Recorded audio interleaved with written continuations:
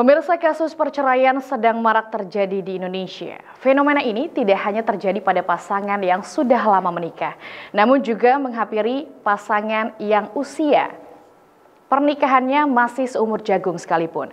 Baru-baru ini juga kita saksikan kabar-kabar perceraian ini di sederet publik figur di tanah air. Baik pemirsa, kali ini kita akan terhubung dan berbincang dengan seseorang narasumber yang merupakan konsultan rumah tangga sekaligus pendiri kantor Samara, yaitu Mbak Meida. Halo Mbak Meida, selamat malam. Malam. Oke Mbak Gimana Meida, kabar? ini kita saksikan bersama Mbak Meida ya bagaimana maraknya kasus perceraian yang terjadi begitu. Bahkan dalam laporan BPS dari tahun ke tahun kasusnya terus meningkat Mbak Meida. Kemudian faktor utama yang jadi penyebab terbesarnya juga adalah pertengkaran, kemudian ekonomi, KDRT, orang ketiga dan banyak lagi. Baik pemirsa, sebagai Mbak Meida sebagai konsultan yang sudah menemui dan menangani kasus berkaitan dengan ini Mbak, pandangan Anda seperti apa? Motif apa yang paling banyak ditemui ketika di lapangan? Baik, Mbak. Di tempat layanan saya, penyebab kasus perceraian yang paling banyak saya tangani adalah berkaitan dengan perselingkuhan.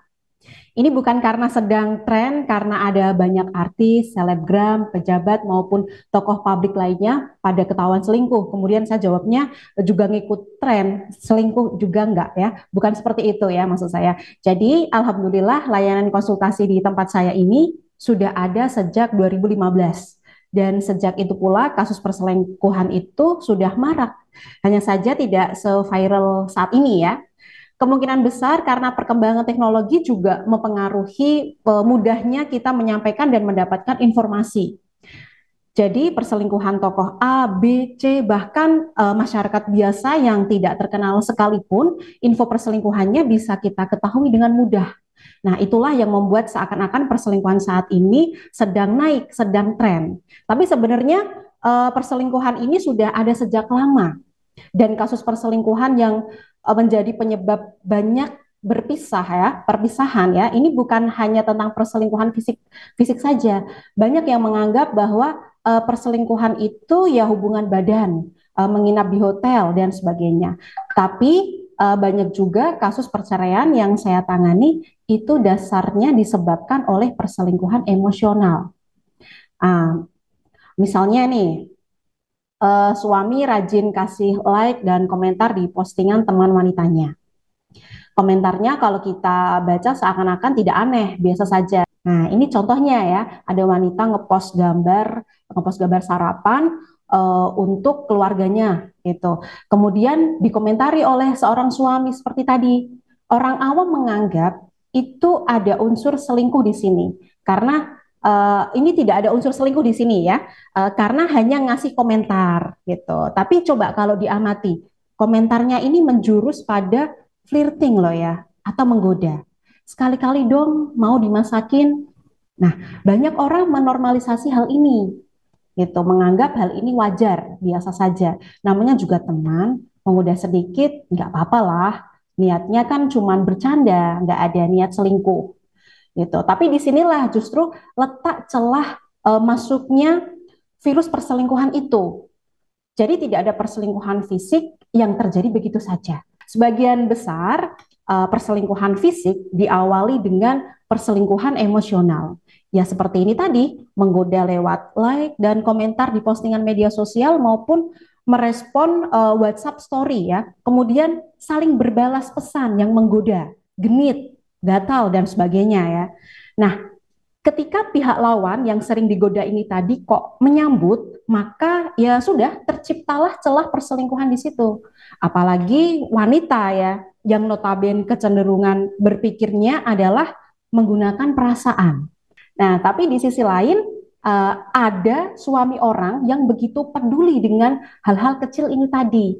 Akhirnya apa yang terjadi? Pihak wanita baper dan menyambut. Kemudian pihak pria merasa tergugah syahwatnya.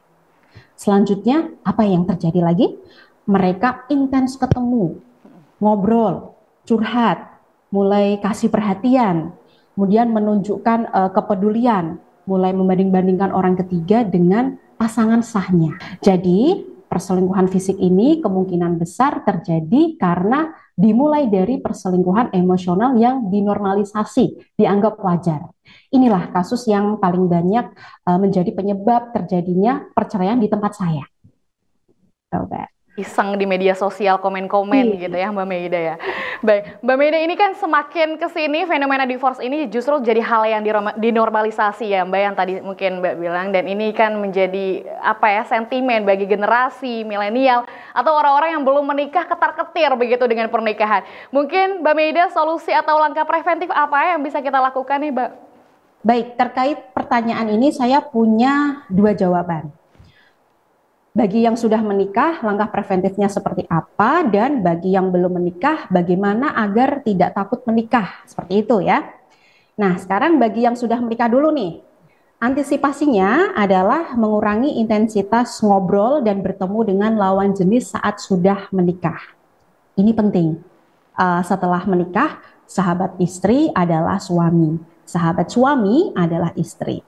Jadi ngobrolnya, curhatnya, kemudian marah, jengkel, minta dukungan, mengeluarkan unek-unek, ngasih perhatian, kemudian kepedulian, ngasih waktu, semuanya kita jor-joran kasih ke pasangan.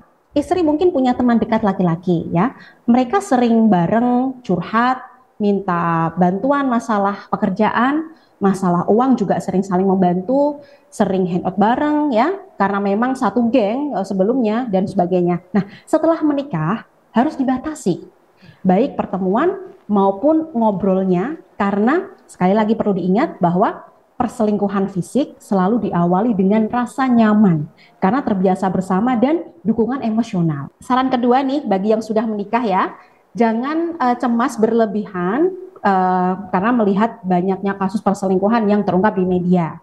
Karena tiap pasangan suami istri itu memiliki ujiannya masing-masing. Jadi jangan cemas berlebihan ya. Jangan-jangan suamiku di luar sana juga selingkuh. Nah, akhirnya kita bisa capek mental kalau cemas tanpa bukti seperti ini.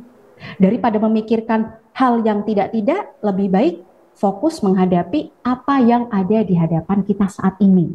Misalnya nih, meningkatkan skill yang dimiliki, memperkuat ibadah, fokus membahagiakan diri sendiri ya, dan mendidik anak sebaik mungkin. Kemudian ini yang selanjutnya nih, saran bagi milenial yang punya trust issue terkait pernikahan ya. Betul. Saran saya, perbanyak referensi mengenai perjalanan pernikahan yang indah. Gitu. Kita bisa membaca, nonton video, ataupun ngobrol dengan pasangan yang terbukti berhasil bertahan dalam pernikahannya. Pasangan model seperti ini harus kita ajak ngobrol, kita gali lebih dalam pengalaman mereka. Bagaimana menghadapi gejolak naik turunnya pernikahan, bagaimana menghadapi pasangan yang kadang sikapnya menjengkelkan, tidak sesuai ekspektasi, bagaimana menghadapi perbedaan pendapat dan kepentingan dan sebagainya. Ya, tidak semua pernikahan itu selalu buruk kok. Tidak selalu dihiasi dengan perselingkuhan ya. Tidak semua orang mendapatkan ujian dari pasangan sendiri. Nah, cerita-cerita tentang pernikahan yang indah inilah yang perlu banyak digali, kemudian dibagikan pada para milenial. Karena framing media sosial tentang pernikahan saat ini menurut saya cukup menyedihkan ya. Media sosial terutama nih banyak membahas tentang pernikahan yang berakhir karena perselingkuhan, KDRT. Sehingga para milenial menarik kesimpulan secara general bahwa oh, pernikahan itu seperti ini ya. Ngeri ya. Lebih baik hidup sendiri aja lah, nggak ada beban, nggak ada masalah, nggak disakitin, nggak diselingkuhi, dan sebagainya. Nah, ini menurut saya pemikiran yang tidak tepat ya. Insya Allah banyak pernikahan yang bertahan dan prosesnya berlangsung indah. Oke, baik Mbak Meida, terima kasih banyak sudah meluangkan waktunya bersama kami malam ini untuk berbincang-bincang. Semoga fenomena maraknya kasus perceraian ini tidak menjadi momok yang menakutkan gitu ya bagi semua orang. Baik bagi yang sudah menikah ataupun akan menikah. Yang tadi mungkin sudah Mbak Meida sampaikan juga tipsnya. Selamat beraktivitas kembali Mbak Meida, semoga selalu dan selamat malam. Iya, selamat malam.